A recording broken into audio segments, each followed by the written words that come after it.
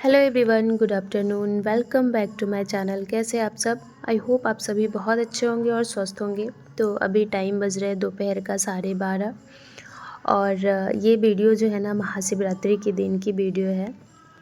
तो हम लोग घर आ गए थे और घर आए थे तो शाम हो गई थी।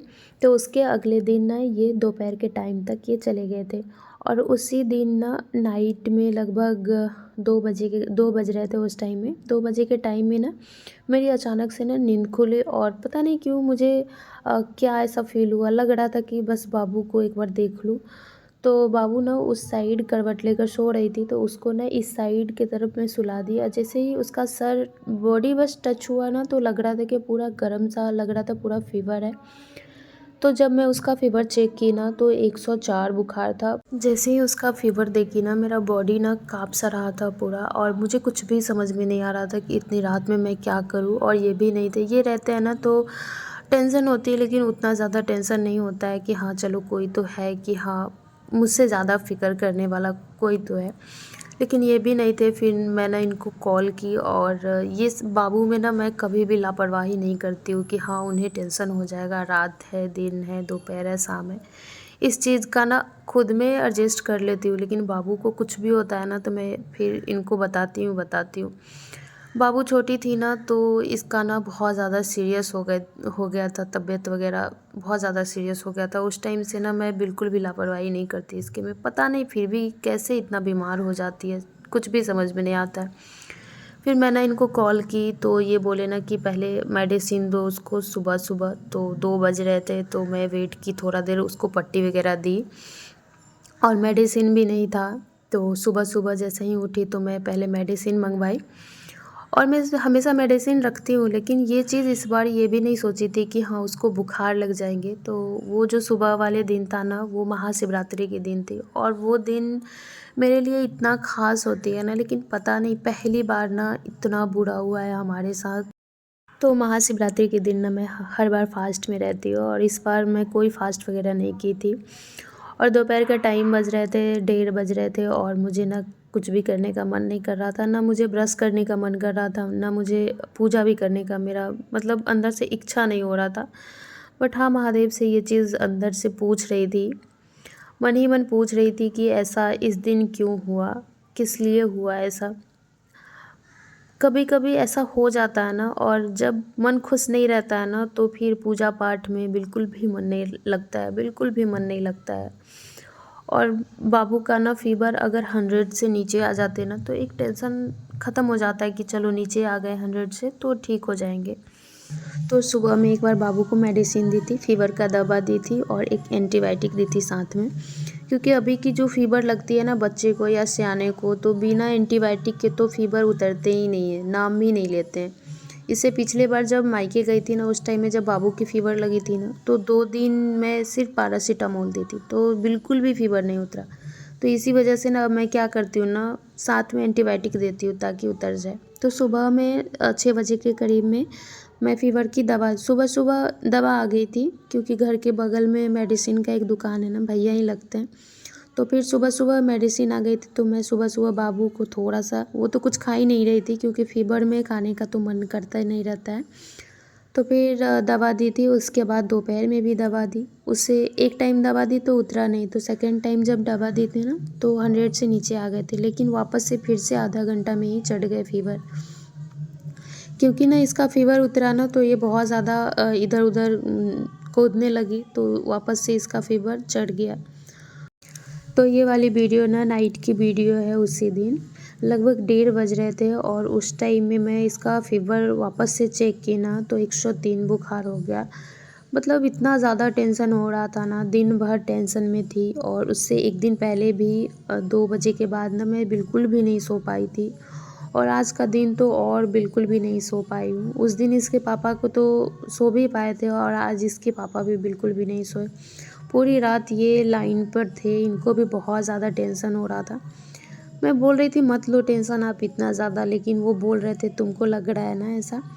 क्योंकि अगर साथ में बच्चे के हो ना तो फिर टेंशन होती है, लेकिन जो दूर है ना उसको बहुत ज़्यादा टेंशन होता है। इस चीज़ को तो मैं मानती हूँ, लेकिन क्या करूँ, दिलासा देने के लिए बस कह रही थी। और मुझे ना इतना ज़्यादा टेंशन हो रहा था ना, मतलब मुझे बिल्कुल भी ऐसा फ़ील हो रहा था ना, मेरा फेस देखकर लग रहा हो ना, मैं सच में बाबू की जब तबीयत ख़राब होती है ना, तो मेरा ना दिमाग काम सच में करना बंद हो जाता है।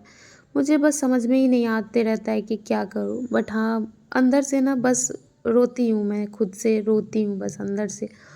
लेकिन बाहर शो अप नहीं कर सकती हूँ रो कर के, हाँ, कि हाँ, मेरे बच्चे को तबीयत ख़राब है तो बस मैं रो रही हूँ। बस यही चीज़ मुझे करनी नहीं आती है। लेकिन हाँ, अंदर से ना जिस चीज़ से मैं गुज़र रही थी ना, बस मैं किसी को बता नहीं सकती हूँ। तो इसी कारण से ना मैं ना मायके में रुकती हूँ और ना ही ससुराल में रुकती हूँ बाबू के जन्म के बाद। क्योंकि जब इधर पता नहीं 2-3 बार से क्या हो गया, पहले ऐसा नहीं होता था। यही 2-3 बार से ऐसा हो रहा है कि जब मायके में भी पिछली बार गई थी ना, तो क्या हुआ था ना, ठंडी बहुत कम थी। जब मैं गई थी ठंडी नहीं थी। एकाएक से ठंडा बढ़ा ना, सो इसको ना ठंडा लग गया।